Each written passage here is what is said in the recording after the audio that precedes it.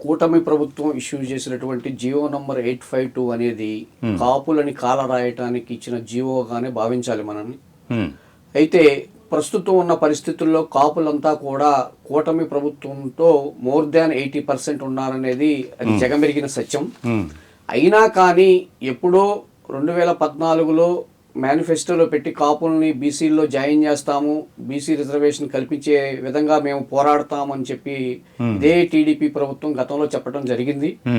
అది అమలు జరగకపోవడంతో ఆనాటి కాపు నాయకులు ముద్రగడ పద్మనాభం గారు, అదేవిధంగా నంబర్ 1 న్యూస్ సాయి సుధాకర్ గారు, అదేవిధంగా ఇంకా ఇప్పుడు కూటమి ప్రభుత్వంలో పదవులు అనుభవిస్తున్నటువంటి ఎమ్మెల్యేలు, మంత్రులుగా ఉన్నటువంటి కొంతమంది కాపు నాయకులు, జనసేన పార్టీలో ఉన్నటువంటి అధికారంలో ఉన్న నాయకులు కూడా ఆ పోరాటంలో పాల్గొనడం జరిగింది. ఆ దిశగా మనం కాపు నాయకులు ఎన్ని ఇబ్బందులు పడ్డారో మనం లైవ్లో చూడటం జరిగింది. అప్పుడున్న ప్రభుత్వంలో, టీడీపీ ప్రభుత్వంలో దాన్ని ఎదుర్కొని ధీటుగా కాపు నాయకులు తమ సత్తా నిరూపించారు తుని సభతో. కానీ కొన్ని అనుకోని సంఘటనలు తుని సభలో జరగటం, దాని మీద ఆ ఇన్సిడెంట్కి సంబంధం లేని కొంతమంది కాపు నాయకుల్ని వీరే కారణం అంటూ ఆ కేసులు నమోదు చేయడం జరిగింది అత్యుత్సాహంతో.